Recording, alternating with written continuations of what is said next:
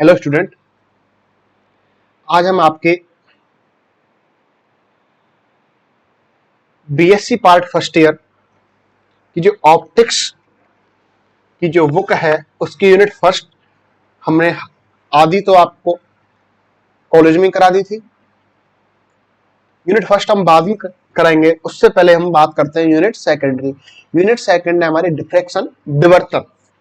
तो बेटा डिफ्रैक्शन या विवर्तन इस यूनिट सेकंड के अंतर्गत हमको दो चैप्टर पढ़ने हैं। ओके बेटा, जो फर्स्ट चैप्टर है हमारा वह है हमारा फ्रेनल विवर्तन। फ्रेनल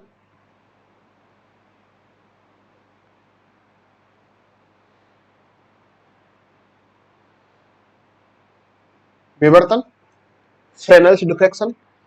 एवं सेकंड चैप्टर है हमारा फ्रॉनहोफर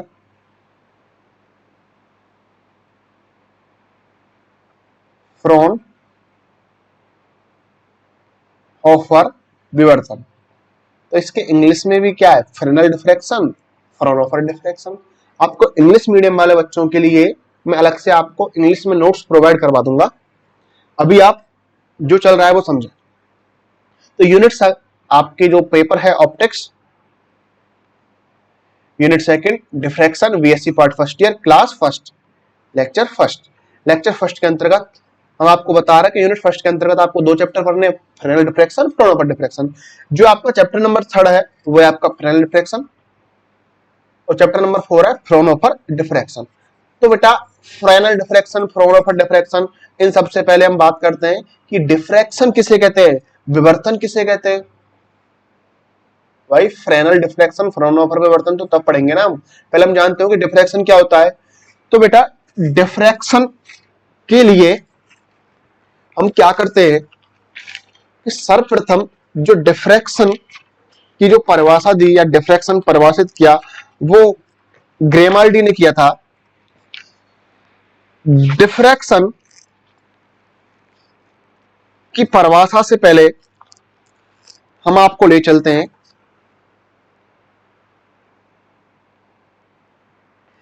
कि किसी अंधेरे कमरे में कोई कमरा है और वो कैसा है, अंधेरा। उसकी खिड़की से प्रवेश करने वाले सूर्य के प्रकाश का पथ एक सरल रेखा में होता है। आप देखते होंगे, आप कोई किसी अंधेरे कमरे में बैठे हो, उसके अंतर्गत जो उसकी खिड़की से जो प्रकाश या सूर्य का प्रकाश होगा वो कैसा होता है, सीधी रेखा में। अर्थात सूर्य का प्रकाश एक सरल रेखा में संचरित होता है। जो सूर्य का प्रकाश होता है वो सरल रेखा में संचरित होता है। यदि प्रकाश के मार्ग में किसी अपारदर्शी अवरोधक को रख देते तो इस अवरोधक की छाया पर्दे पर स्पष्ट रूप से दिखाई देती है। देखो बेटा, ये हमारा प्रकाश सूर्य का प्रकाश है, इसके मार्ग में अवरोधक रखा तो इसकी छाया हमें पर्दे पर क्या होती है, स्पष्ट रूप से दिखाई देती है। इससे स्पष्ट होता है कि प्रकाश सरल रेखा में ही गति करता है तथा प्रकाश द्वारा चले गए पथ को ही किरण कहते हैं। किरण क्या होती है, ये जो किरण बनी, ये किरण, ऐसे जो किरण बनती है किरण, ये किरण क्या होती है, प्रकाश द्वारा चला गया पथ, या कहें हम प्रकाश द्वारा चले गए पथ को ही हम किरण कहते हैं। यदि इस अवरोधक का आकार छोटा कर दें तो प्रकाश अपने सरल रेखीय पथ से विचलित हो जाता है। देखो इसका आकार हमने ये छोटा किया, यहां आकार क्या था, बड़ा, अब क्या किया हमने, छोटा। तो प्रकाश पहले तो देखो ये यहां जा रहा था, अब प्रकाश इधर भी जा रहा है, इधर भी जा रहा है, इधर भी जा रहा है। यदि हम इस अवरोधक का आकार छोटा करते हैं तो प्रकाश अपने पथ से विचलित हो जाता है एवं अवरोधक के किनारों से मुड़कर वो ज्यामितीय छाया में, इसको और छोटा किया हमने, देखो इसकी तुलना में और छोटा सा किया तो और विचलित हो गया। और ये कहां तक, जो हमारा अवरोधक है उसकी ज्यामितीय छाया, इसकी छाया परछाई यहां भी पड़ती है, इसकी यहां भी पड़ती है, तो इसकी ज्यामितीय छाया में फैल जाता है। तो ये फैलना ही कहलाता है हमारा विचलन। और इससे हमें सिद्ध किया कि जो प्रकाश होता है वो सीधी रेखा में गमन करता है। किरण क्या होती है, प्रकाश द्वारा चला गया पथ। अब बात करते हैं हम बेटा डिफ्रैक्शन की, विवर्तन की। तो हम लिख लेते हैं विवर्तन, डिफ्रैक्शन।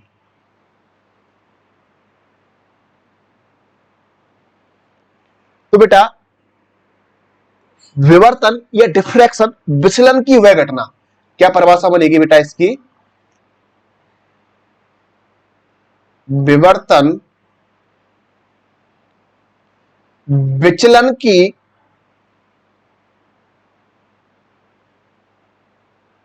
वह घटना, विचलन की वह घटना है जिसमें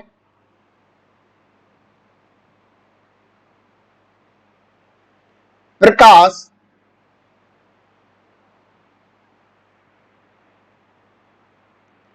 आदर्श सरल रेखीय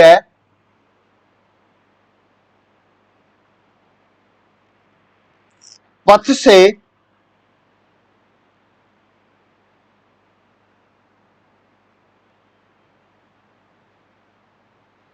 विचलित हो जाता है।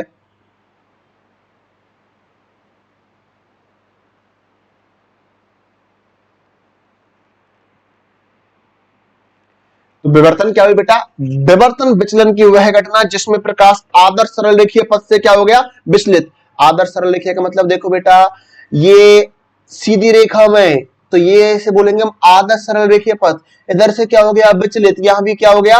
विचलित। रेड कलर का ले लेते चलो। सीधी रेखा सीधी रेखा, अब क्या हो गया? टेढ़ा मेढ़ा, इधर गया, मैं इधर चली, मैं इधर चली। गाना सुना होगा ना आपने, मैं इधर चली, मैं इधर चली। तो इसी प्रकार ये प्रकाश है वो क्या? आदर्श पथ से या कहें सीधी रेखा में क्या हो जाता है? विचलित हो जाता है। अर्थात विवर्तन विचलन की वह घटना होती है इसमें प्रकाश आदर्श सरल रेखीय पथ से क्या हो गया? विचलित हो गया, कि मैं इधर चला, मैं उधर चला। तो वही घटना क्या कहलाती है? विवर्तन, या कहें बेटा डिफ्रैक्शन। या और जब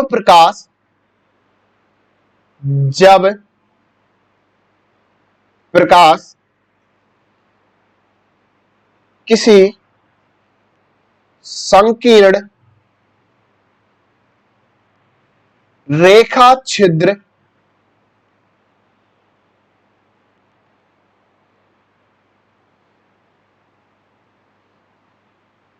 या स्लिट या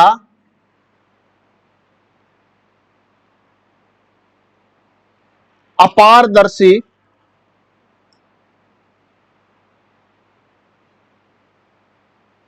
अवरोधक के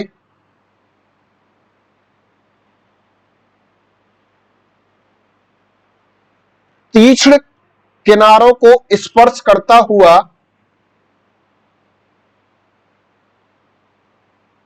किनारों को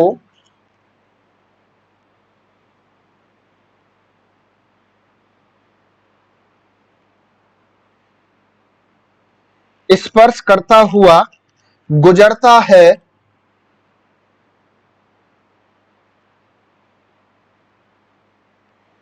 तो प्रकाश का उसके सरल रेखीय पथ से,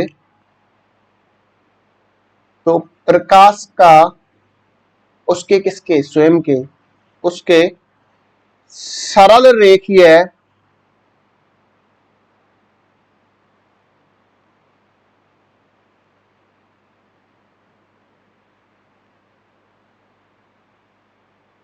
सरल रेखीय पथ से विचलन,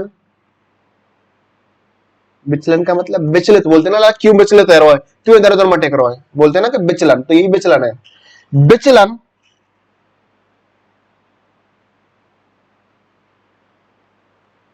हो जाता है एवं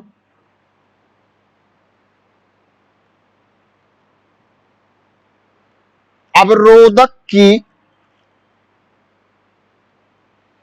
ज्यामितीय छाया में या ज्यामितीय छाया क्षेत्र में प्रसार कर जाता है।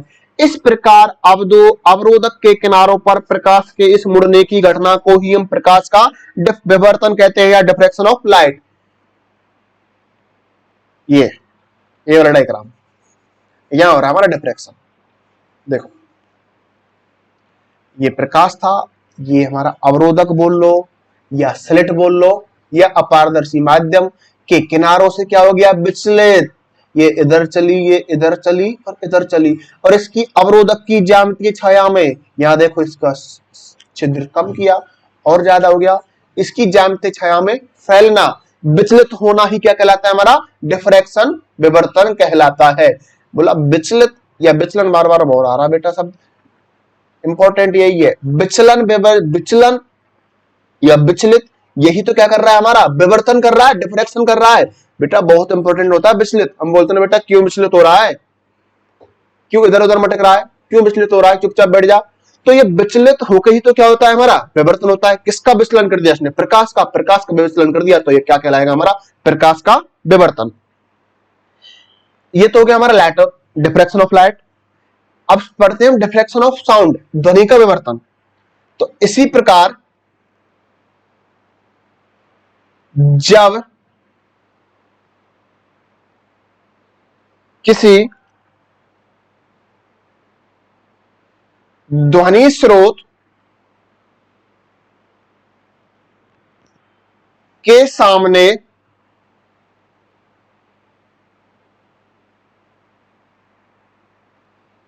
एक अवरोधक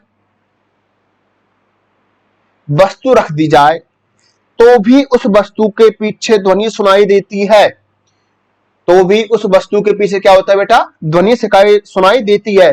इसका मतलब यह होता है कि ध्वनि तरंगे भी अवरोधक के किनारों से मुड़कर श्रोता तक पहुंच जाती है। जिस प्रकार देखो बेटा, यहां क्या था हमारा, ये प्रकाश किरणें, और ये क्या था, अवरोधक, प्रकाश तरंगे थी, क्या था, अवरोधक, उसके बाद भी क्या पहुंच रही, ज्यामितीय छाया में।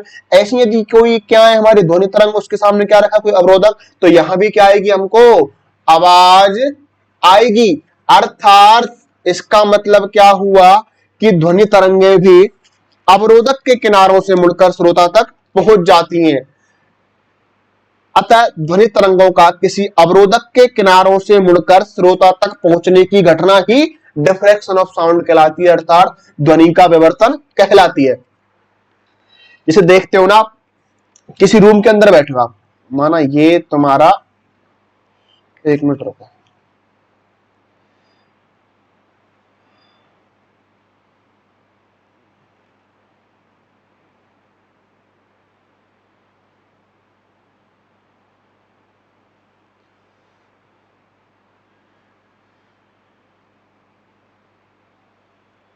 ये तुम्हारा रूम है और ये रूम का क्या है, गेट है, और ये है इसकी विंडो, और यहां पर एक बैठा है साहब रोहित, ये रोहित है, और एक ले लेते हैं हम कौन, शुभम, और ये है शुभम।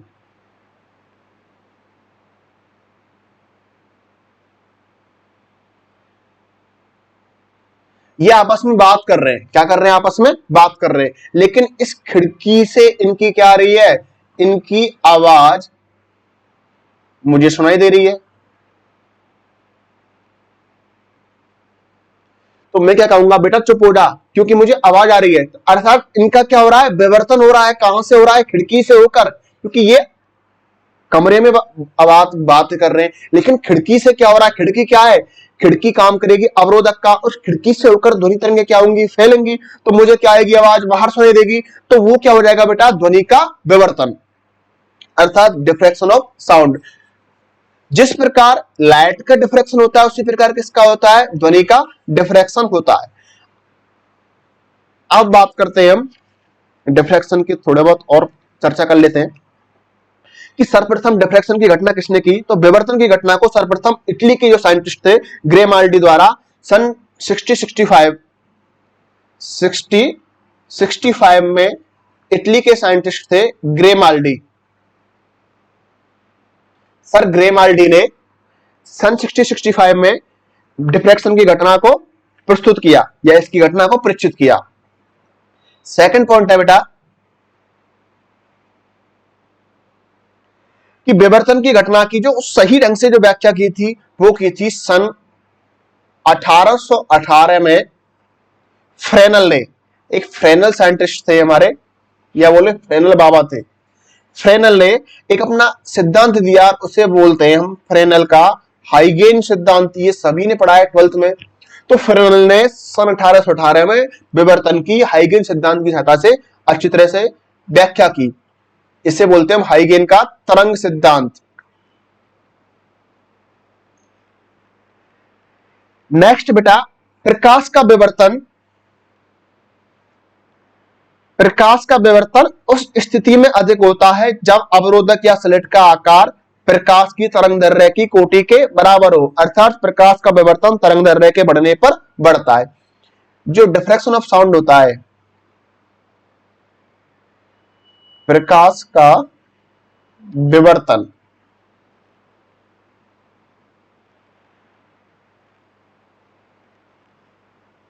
कब अधिक होगा? जब अवरोधक का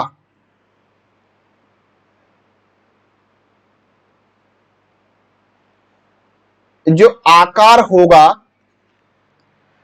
वो प्रकाश की तरंगदैर्घ्य, वो लैम्डा की क्या होगा? कोटि के बराबर होगा। उस कंडीशन के अंतर्गत diffraction of sound, diffraction of light क्या होगा? ज्यादा होगा। अर्थात जो प्रकाश का डिफ्रैक्शन है वो तरंगदैर्घ्य बढ़ाने पर क्या होगा? बढ़ेगा बेटा। नेक्स्ट है, ध्वनि की तरंगों का विवर्तन भी प्रकाश की तुलना में आसानी से दिखाई देता है।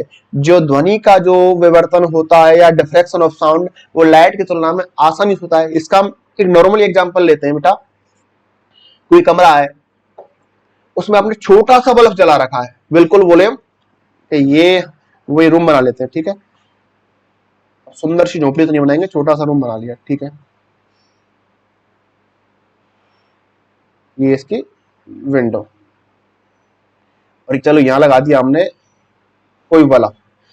अब इस कमरे के बाहर बताओ, इस बल्ब से जो प्रकाश है वो अधिक मात्रा में दिखेगा क्या? नहीं दिखेगा, क्योंकि अवरोधक और जो इस बल्ब है इनकी जो कोटि है वो क्या एक समान नहीं है।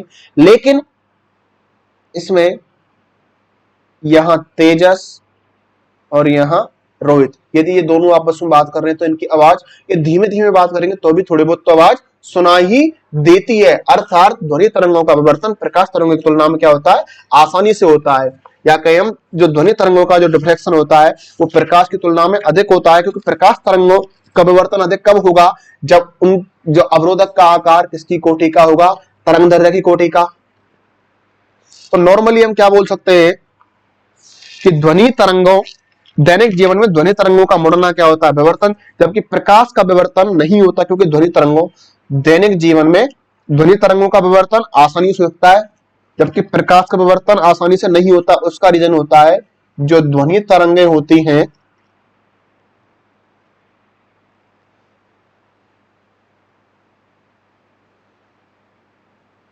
ध्वनि तरंगें, इनकी जो तरंगदैर्घ्य होती है, इनका जो लैम्डा होता है वो 1 मीटर की कोटि का होता है। पर दैनिक जीवन में सामान्य 1 मीटर के तो जंगला, खिड़की, विंडो आसानी से मिल जाते हैं। लेकिन प्रकाश की तरंगदैर्घ्य अत्यल्प होती है। वो कितनी होती है? 10⁻⁻7 मीटर। वो आसानी से नहीं मिल पाती। इसलिए साधारण अवरोधक या द्वारक का आकार इससे क्या होता है? बड़ा होता है। 10⁻⁻7 तो बहुत बहुत छोटा हो गया, लेकिन साधारण द्वारक बोले हम, अवरोधक बोले, उसका आकार तो क्या होता है? बड़ा होता है। इसलिए हम कहते हैं दैनिक जीवन में, दैनिक जीवन में प्रकाश का विवर्तन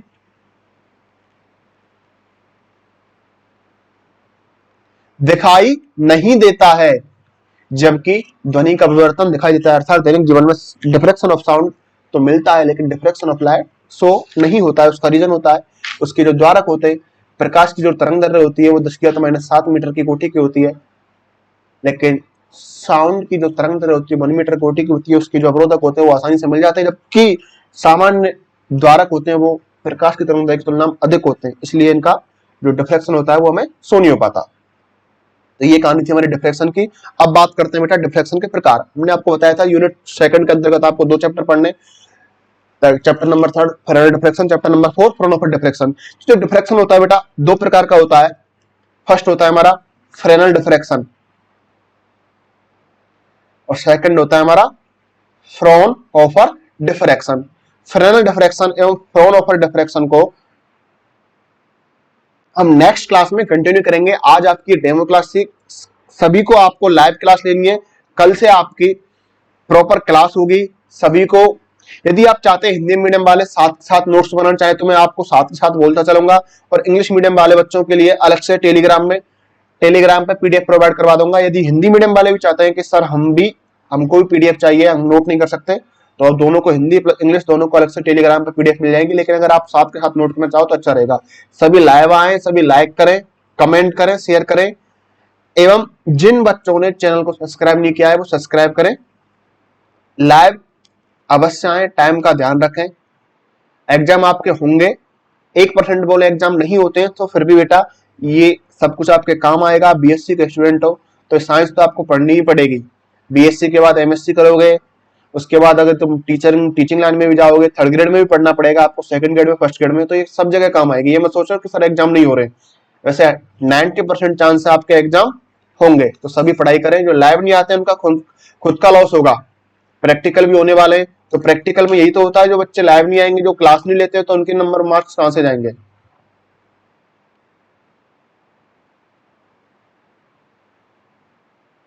इसलिए डेली टाइम से लाइव आए, सभी लाइव क्लास लें, अच्छे से पढ़ाई करें। यदि कोई प्रॉब्लम आ रही है तो व्हाट्सएप पे मैसेज करें।